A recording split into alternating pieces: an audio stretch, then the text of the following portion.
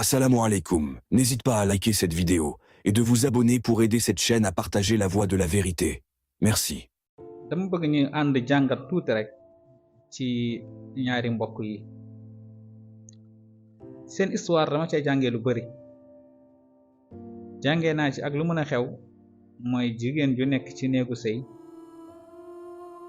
di nga aaru ak lu mën a xew di nga aaru tuuti bu dee am nga borom kër bu mat borom kër moom fa ngay jaaree mucc waaye tamit jàngee ci naa ci tamit lu ëpp ci sénégalais yi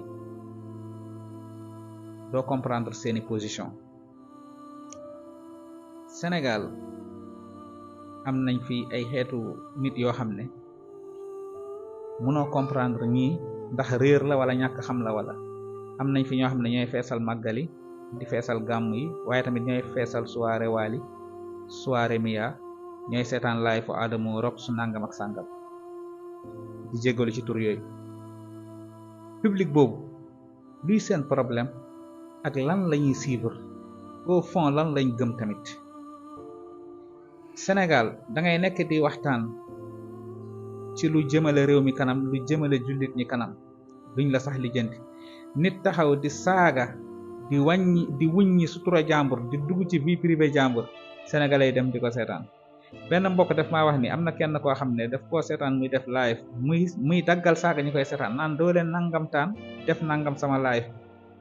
doo leen ko aimé daal doo leen ko tapoté xamu niñ koy waxee noonu man duma seen morom te kooku daf leen war a jox benn xibaar boo xam ne yokku leen ñoom ñu koy seetaan wàññiwu leen bal ay bàkkaar lañ ciy jëlee léegi nag loolu feebar la boo xam ne ñu ngi koy bayal waaye feebar bu garaaw la ñun suñu public yenn saa yi doo comprendre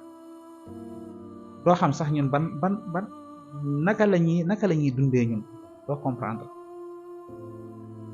bàyyi leen ci xel wassalaamu aleykum. Assalamu alaikum. N'hésite pas à liker cette vidéo et de vous abonner pour aider cette chaîne à partager la voix de la vérité. Merci.